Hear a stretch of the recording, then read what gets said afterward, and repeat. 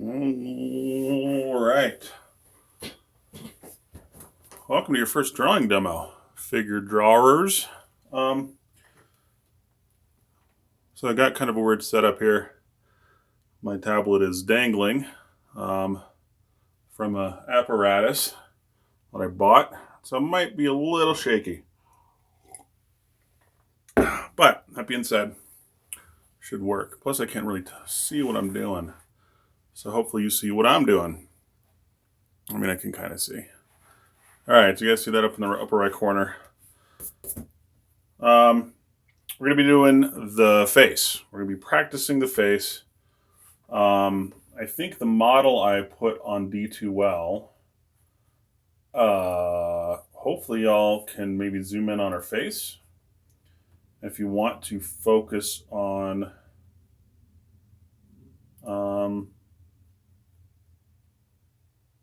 focus on just your face. I think that's okay. Yeah, I'm pretty sure this particular model has that as an option. I mean, all of them you can zoom in on. So feel free to zoom in and just focus on portraiture since that's your major project. But I wanted to review a couple of the rules for drawing a good face. Now, I've been reviewing a whole bunch of stuff online, which again, feel free to jump online and find some YouTube videos of other people's methods. I tend to keep it simple. I saw one in particular where she broke the head down into, let me get a good skull up on Bridgman. Good face. She broke the face down into just the most minute measurements and alignments. And it was really exact and it was really precise, which is cool, but too much because really the measurements are a guide to help you with your instinct. I want you to be building instinct and looking more than measuring. This is to be measured from life and drawn from life. So try to stick to that. Also, it's very possible a cat will interrupt this, and I'm just going to let it go. I'm just going to run with it. Hopefully, you guys can see okay. Shadows are a little dark, but okay. As I have said before, let's start up here. Can you guys? Yeah, I should be able to see that. Again, the head is ostensibly a cube, just like Bridgman. But I always round things out, and I always taper. This is the first time I've ever done it this way. This is cool. So a little bit wider at the top, a little bit more narrow at the bottom. You can round stuff out. And again, I always draw the back of the skull, but you can draw the whole cube if you want. Again, all these rules you need to make your own. I mean, I've developed all my rules over the years based on just stuff that I like, stuff that I dig, or just stuff that I generally remember. And again, I can break down the face into precise measurements.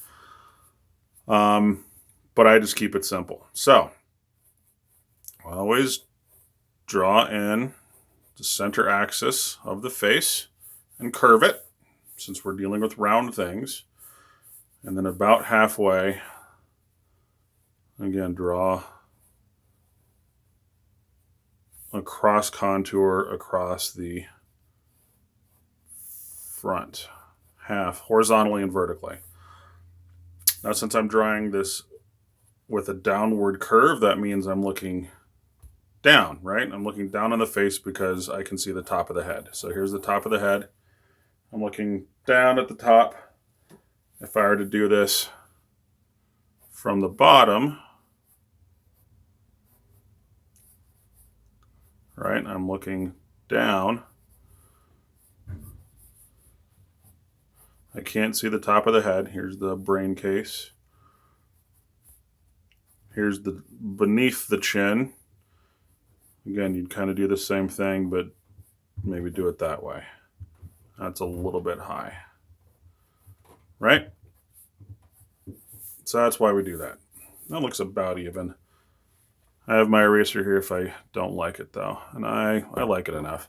Again, imagine this is the top of the, not the top of the head, but where things go from the face to the top. Basically sort of where the frontal bone is, roughly. Well, yeah, kind of where the frontal bone shifts. Okay, so half, half. This is where the eyes go. We're going to divide this in half. That's where the bottom of the nose goes. Divide this in half.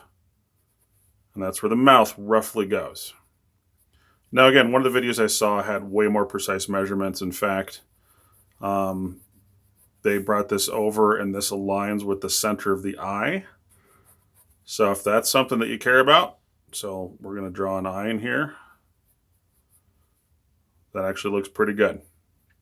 Again, I don't like getting that precise because the more diagrammatic it is and the more measured it is, the less you're looking at your subject. Plus it looks a little bit like a clown that's crying, and we don't want to have that.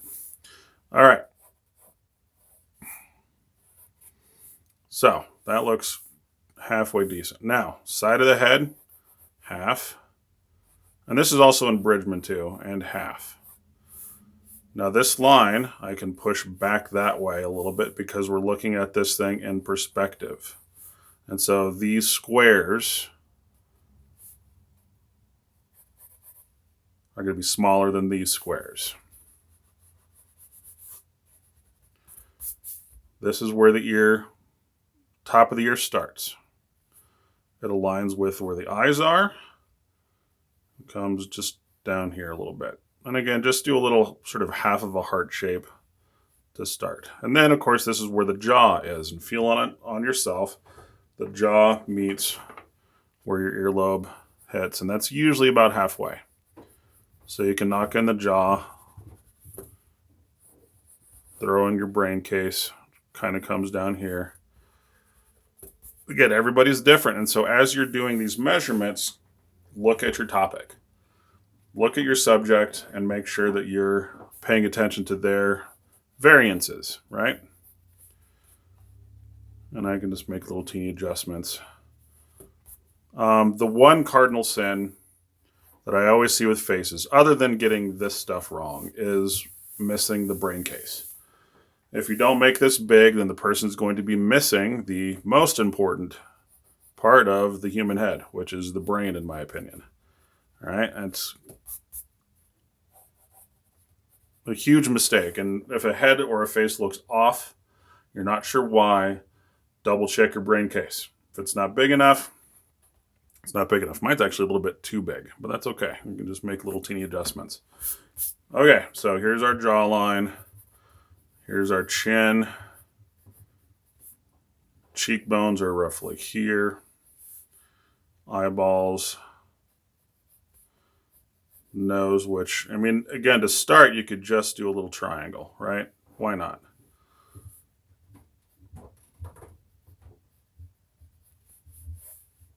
Having these along the cross contour too will help you with perspective.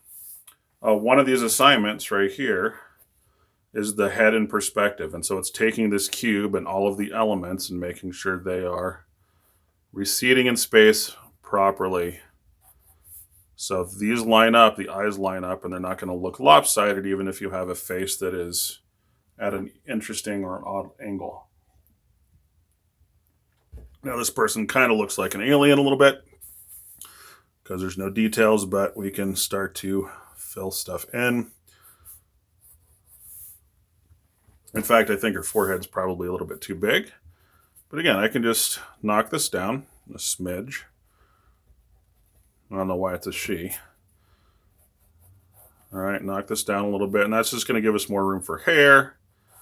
And again, the brain case, which is kind of important. Not bad considering I'm just drawing this from nothing. All right, so start with those very simple measurements with the portrait. Start there. And again, there's tons of alignments. I think Da Vinci figured out tons of alignments where the head is this many eyes wide. I think it's something like 5. Um, that's getting too much into the weeds and not paying attention to what you're looking at. If you're drawing from imagination, sure, why not? But even when you're doing that, I think you should still have a good grounding in observation and looking. I'm kind of old school that way. Also, I'm going to have within these Bridgmans a couple of really good way to break the overall face down into shapes. I think there's one in particular that I might add. Shapes and planes. God, there's a bunch. You guys, you can be continuing to go by the syllabus Bridgman. I'm, of course, going to give you more as we get into specifics. As far as the assignments on the syllabus, we're kind of just forgetting the syllabus at this point, honestly. Because, again, I don't know if you all have the time to do everything we need to do. So really, if you don't have much time, just pay attention to these demos and whatever I post from here on out. Where is that one little funky face? I think it's on this same page. Yeah. So on Bridgman, it has kind of this weird diagram of how to break down the overall shapes of the head, or the skull for that matter. It's got a couple of these. And it's all about these interlocking wedging shapes. This is a cylinder. This is sort of a rectangular thing coming up. And then it has this. And he exaggerates. Bridgman, I don't know if you guys know, this really exaggerates, which I'm okay with. I'm okay with his exaggeration because it really illustrates. And then this kind of weird thing for the jaw hanging off. So he's got this on the same page as, I believe, 79 is the page we're on.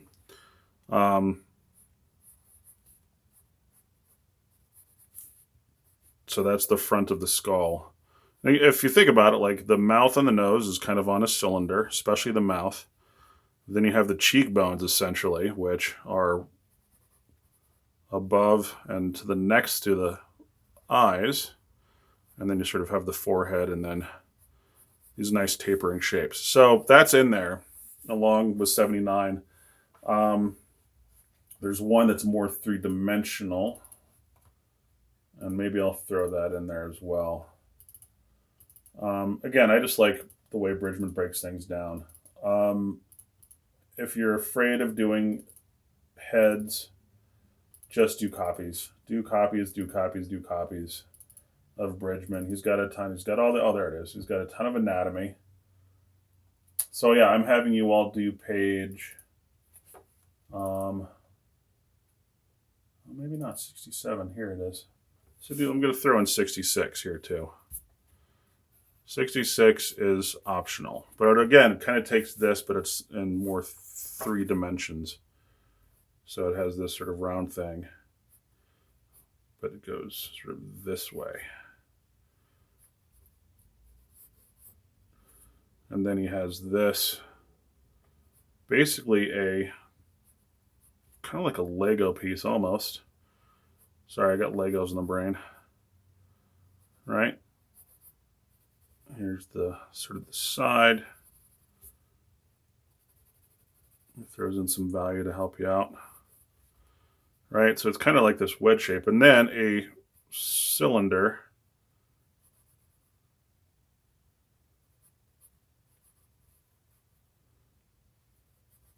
One of my students, it wasn't a figure drawing class, but they found this to be quite helpful.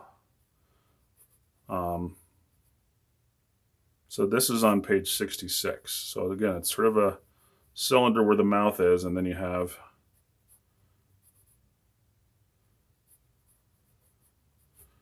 the jawbone. hanging off sort of like this with, I don't know if that is clear. I hope I'm drawing it okay.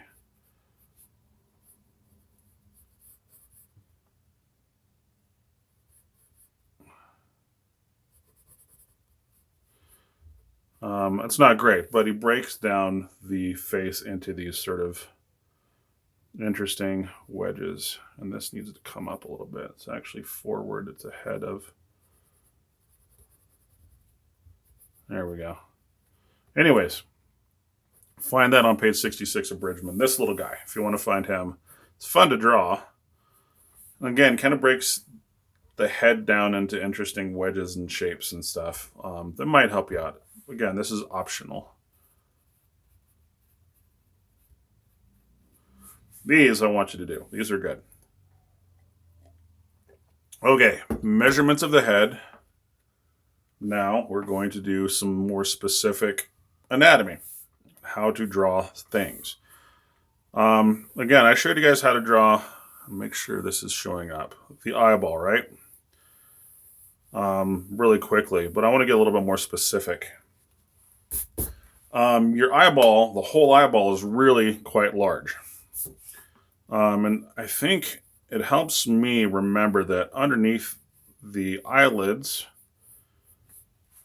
is this gigantic orb. It's really big. I mean, our vision is halfway decent for the animal kingdom. And so a lot of people forget that that's underneath there. I remember doing a sculpture class, and we were doing portraits, and we did the whole skull, and then we did the eyeballs, and we put it in the orbit and covered it up with muscles and skin. And it was really nicely illustrative. Because if you look at a lot of people, especially with sort of maybe more forward bulging eyes, you'll really see this underneath. So sometimes I will start with a really large sphere shape. And then, again, kind of like if I were to take an orange and remove a slice of the peel,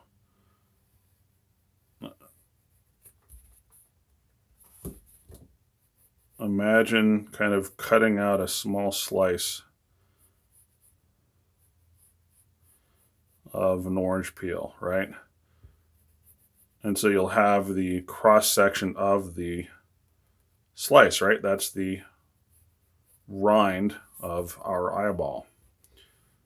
It's a really weird metaphor, but and so sometimes I'll start there, but of course this isn't the shape of our eye.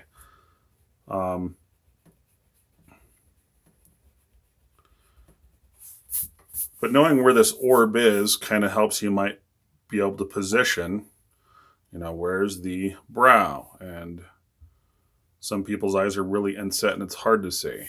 But sometimes it's just good to remember that the eye is not just this, right? It's way more complex than that. And understanding this as an orb will help you especially understand that this is a sphere. And then when you think about shading it and adding value, oh, it's a sphere. I know how to draw spheres, right? So I'm going to draw a core shadow, and I'm going to draw the reflected light over here.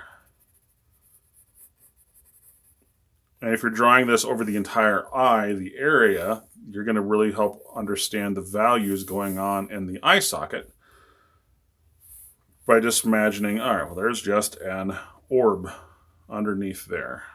And of course, it's going to be covered up, right? The eyeball's in there, and then you're just going to have the brow that you're going to draw in, and cheekbone that's going to be over here, etc. But again, to start with just an orb, let me get rid of some of this value. I'll add some more of that in later. So again, we don't want to, and I've said this in class, but I'm going to remind you, we don't want just an almond shape. Everybody's different, but generally speaking, it's kind of like this. Sort of a wedge shape. An uneven asymmetrical wedge shape. This usually is a little bit shorter, and you can round them out. This might be longer, right? That is kind of the wedge that I'm looking for. round it out a little bit. But if you just start with that kind of almost a diamond, but it's really asymmetrical, start there. So on my orb, I'm going to start here.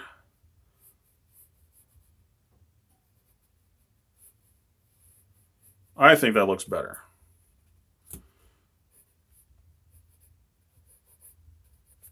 And then as we start adding in, details, a lot of this is going to go away, but having the sense of it there is going to be, quite helpful, I think.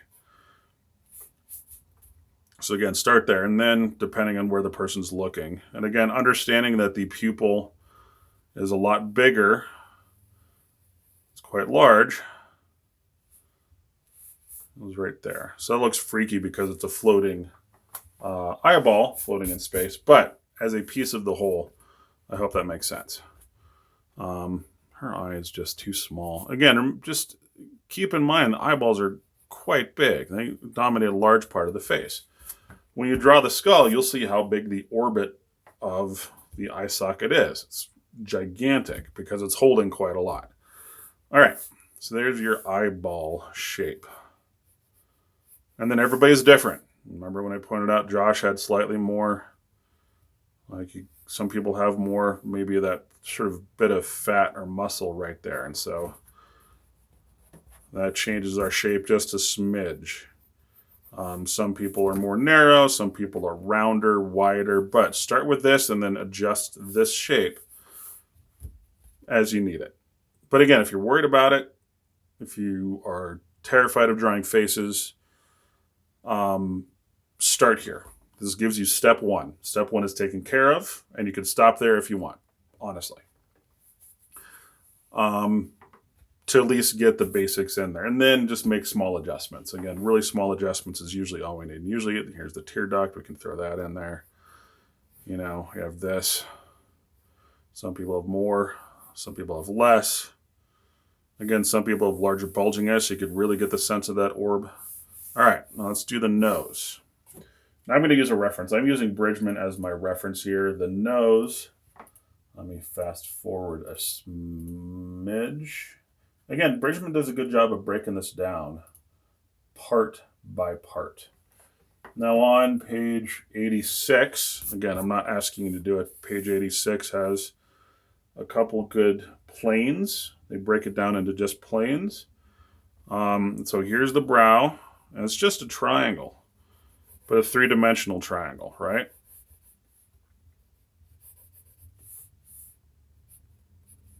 Or again, like a wedge shape. That's all it is. It's just a wedge shape.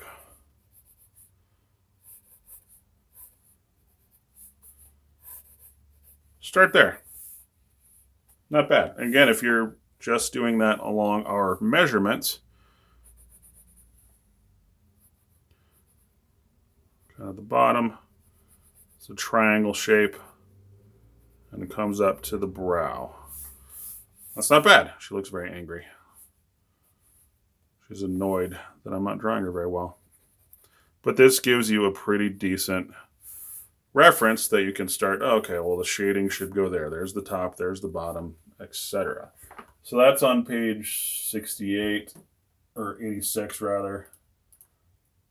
Again, you can just cycle through this and see that everywhere. But let me fast forward to the nose to get a little bit more detail, because of course that's not all it is. What we're going to be doing though is tacking on stuff to this basic, simple, here we go, ears, nose. So the nose starts on 122.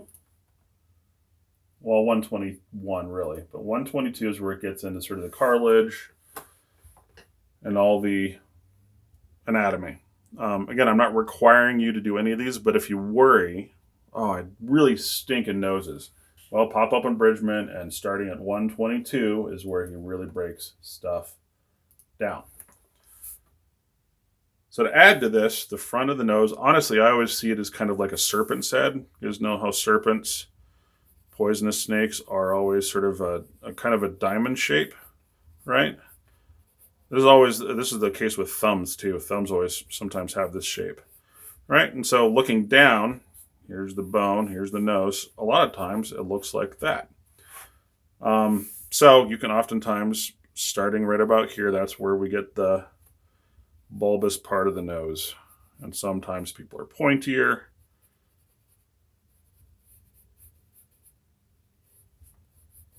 So I'm going to start to refine this just a bit, adding a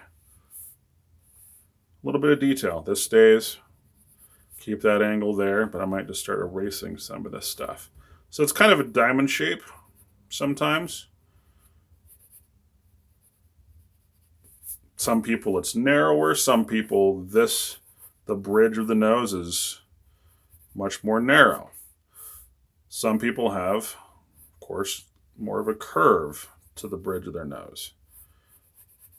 It was always pointed out to me that my nose is just narrow and straight up to here. I don't have much of a bridge, right? But taking that shape and just adjusting it a bit, just taking those lines and maybe curving it a bit depending on, again, the subject. And this guy's got quite the bulbous. And then oftentimes you just have it's tough to describe these shapes. I almost called it just a teardrop. It's not quite a teardrop. Just hanging off the side, right?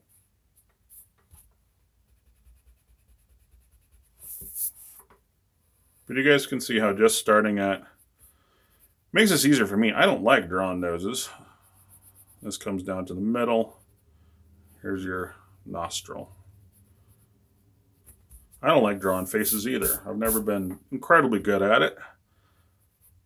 And even coming into this demo, I was like, man, I hope I do okay because I'm not good at this, especially. But resetting my brain to just breaking things down to the simplest of simple things.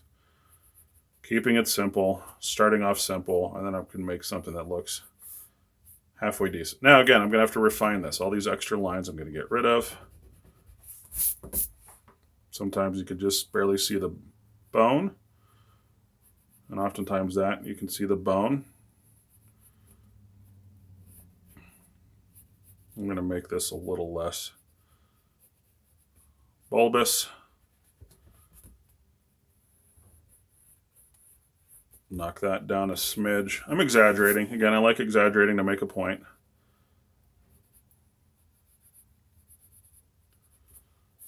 That's not terrible. Oftentimes this bone too is a bit of a diamond shape, and again, it depends on the person. Sometimes you don't see it, sometimes you do. So that's not awful. And again, if I were to add in value, I remember, okay, well, there's the side, and sometimes a little bit darker here. All right. So that's not awful. And again, the book, Bridgman, breaks these down to the, upper lateral, lower lateral. Wings is what it calls it, and then the septum, which, again, septum just pops down here. And again, depending on the person, it's either pronounced or non-existent. So, wedge-shaped eye. Sometimes this hangs over, right? I'm going to round this out a bit, but I'm keeping that overall wedge shape. I'm keeping in mind that this is a sphere, so I might add some more value. Here's my brow. Just round it out. I've got a straight line that I'm just going to add a little bit of curvature to. Again, see, my curvature of the brow is following the orbit of the eyeball because it's sitting in there. It's a nice guide.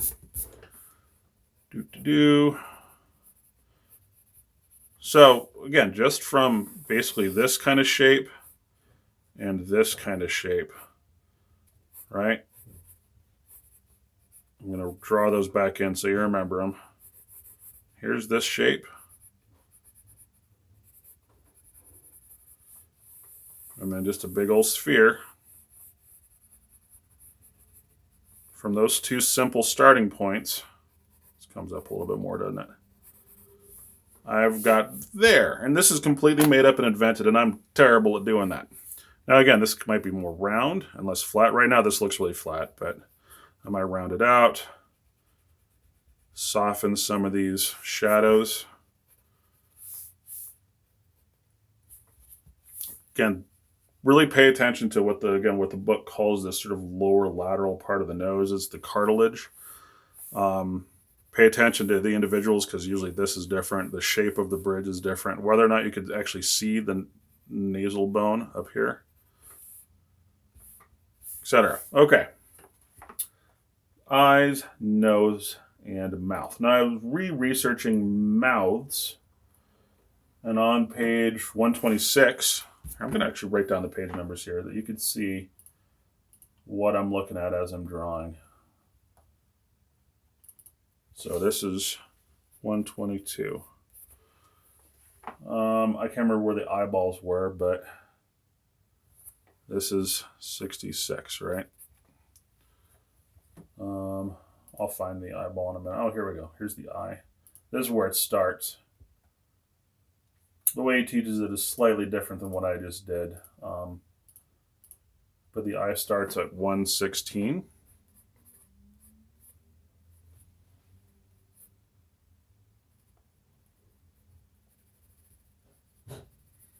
And some detail. And again, I kind of like the idea of, this wedge taken out of an orange because that helps me get in the eyelids, which is always a nice detail to remember. And our little tear duct. I'm hoping that looks okay. All right. Now, mouth was down here. And again, what he does really nicely, and I love this page, this is where it starts, is page 126. Little arrows. I was wrong on the number of muscles in the mouth, or on the lips rather. But again, he kind of starts just like this. He starts with a cylinder.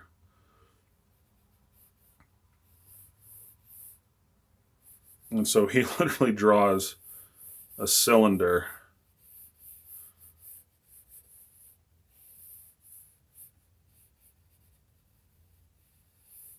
And then draws the mouth kind of on it. Right? So imagine these are your teeth on the skull with a little bit of value on it. And then Bridgman kind of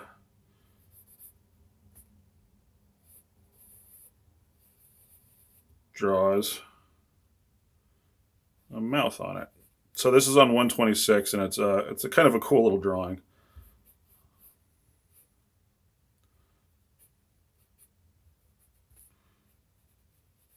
Again, having that cross contour.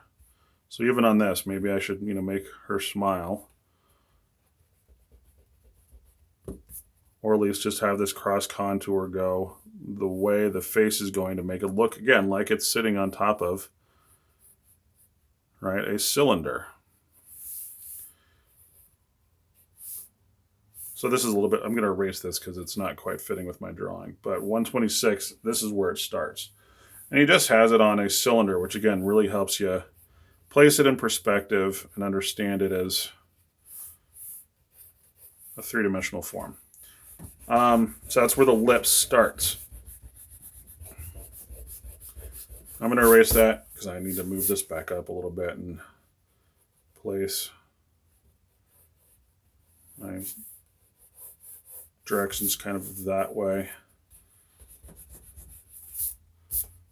Again, if you want to go by the measurements, let's see, the middle of the eye is about here. Might go from here to here roughly. Center the eye down to the corner of the lip. Not a rule of thumb that I usually follow, but I'm going to include it for your benefit. So I'm going to kind of make it look like it's on a cylinder. Make sure I'm sticking to the angle of the face, going back into space that way. Now, as I was looking at Bridgman, and I haven't checked any anatomy books yet, I should pull down. We really have two lobes down here. think there are 2 muscles down here in the lower lip. I'm going to make this one bigger because it's closer to us in space. And then again, oftentimes there's sort of 2 smaller lobes up here. And that's where we get our cleft. My cleft is way off. Not placing this very well, am I? It's kind of tough to, this is why I'm not good at inventing. So I'm going to put the cleft there. There's where these are. I'm not good at inventing stuff out of nowhere. It's not my forte. Sort of the 2 lobes. It's almost, I guess, 4 lobes. And again, everybody's different. Some people have this little cleft down here. These are smaller muscles usually.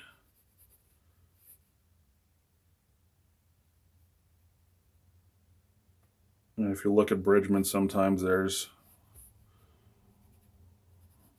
a bit of a point.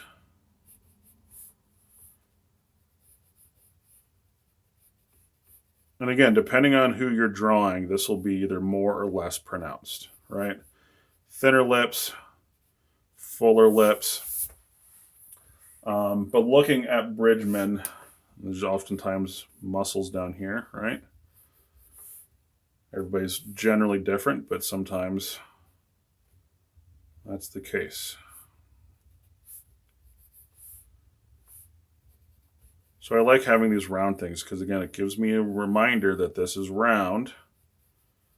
They're almost sort of like spheres, and that helps me throw in some value, knowing where the value is supposed to go. Now, Bridgman has thinner lips, which, you know, if I were to do really thin lips, maybe I'm going to take those lobes and just make them really kind of small, right? Some people's lips are extremely thin. Remember, everybody's basically different.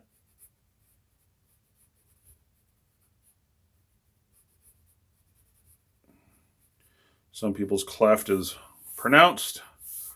Some people's it is not, etc.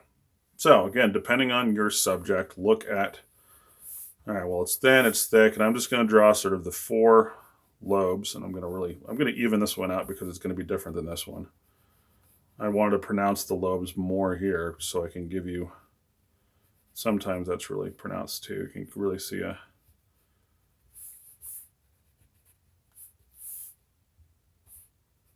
and some people it's just, or some people's lower lip. In my case, my lower lip is bigger. So maybe these lobes just are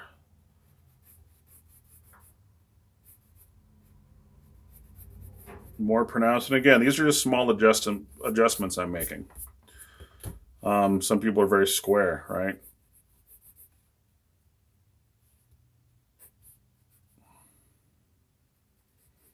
This is more of a square shape with the 2 smaller lobes.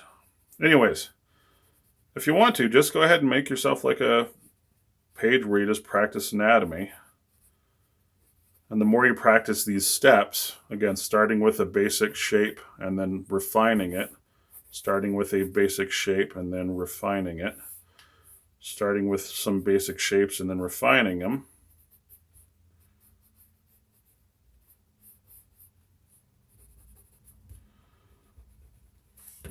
you'll get the steps down.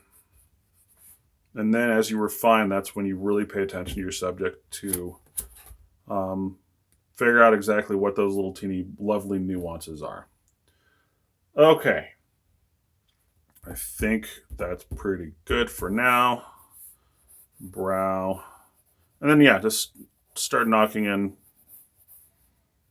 the details, the hair, whatever else. Oh, ears. Let's do ears really quickly. Ears are starting on 119. Ear is going to be down here. Let's do a separate ear. Is that right? Yeah, 119. Ears are a little bit tougher, harder to break down into simple shapes. Oftentimes I just do kind of a question mark, right? That stereotypical ear.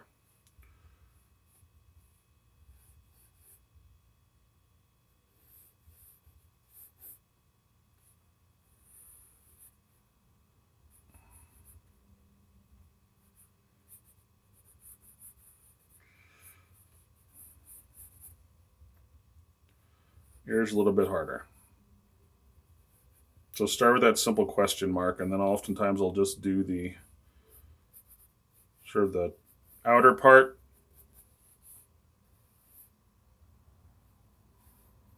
This is just from Bridgman directly on 119, and this is honestly good enough, right? A lot of these details in here I don't worry about. As long as it's got that basic ear shape and is positioned where you need to position it, right? Again, some people's earlobes are, that question mark shape is more like this. And they don't quite have an earlobe, right? But it's sort of a question mark shape. Some ears are bigger, some are smaller. And again, so I might just do this kind of for an ear. That seems to be the general shape. Then he does it from the side, and it's basically like a trumpet. So looking at somebody at the side of their head, it's like this, right? And sometimes this is bigger, smaller. Try to draw it, kind of, again, looking straight on.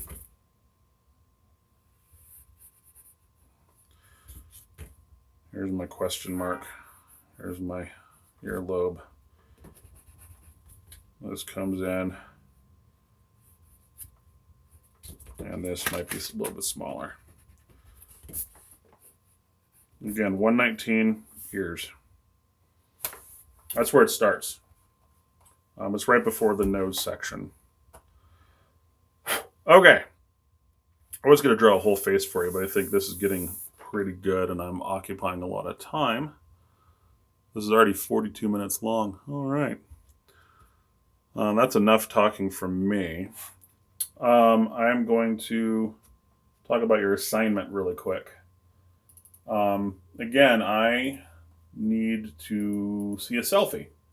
Not to say selfie, I'd like it to be a little bit more composed than that. Although if you want to make it like a selfie style, sure, why not? But it's got to be a self-portrait, again, with autobiographical objects. Now that could be items of clothing. Remember the example I gave you all. Hair was really important. Alexis Oliver, hope she doesn't mind me calling her out, but she did that wonderful drawing with the lion necklace and big hair. She thought big curly hair is very important to her as a black woman. And so that was her symbol. That was her biographical, personal thing that she incorporated. I think she just had like a little lion thing too. And she mixed up materials too. Oh, materials, whatever you got. Sketchbooks, whatever you have. If you don't have the giant sketchbook, great. I would prefer you use it, but let's just make do with what we've got. Pencil, charcoal, I don't care what kind of materials you have, whatever you got at home. I hope you have quite a lot at home. But when we talk one-on-one, which I'd like to do this week, we'll find out more about what you have and what you're able to do. If you guys want to take a quick screen capture of that, I'll give you a second. Now let me make sure you guys can see. Sorry, there are my ears. I didn't realize I was cutting it off. Trumpet.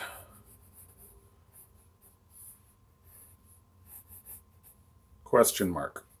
And then some of these lines can just be whatever. You can keep it simple. Ears are hard and annoying. But once you have that basic start, then again, you start refining and adding details. Start simple, start simple, start simple. Okay, so for your assignment, again, we're going to be working on, I'm going to give you guys at least 2.5 weeks. We're a bit behind to do your self-portraits. So take an image and send it to me. Whether it's email or Dropbox, I don't care.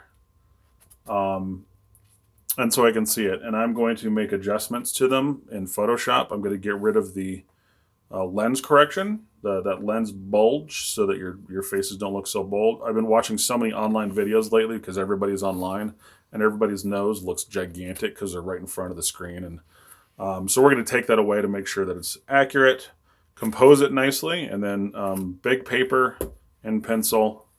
And again, we're going to be adding value. I didn't really talk too much about value today. There's your value lesson.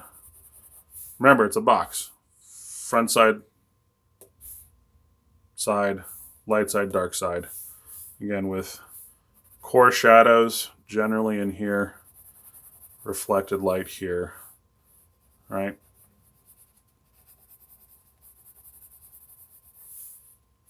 Etc. Okay, I'm going to stop the video here. Make sure y'all schedule a meeting with me.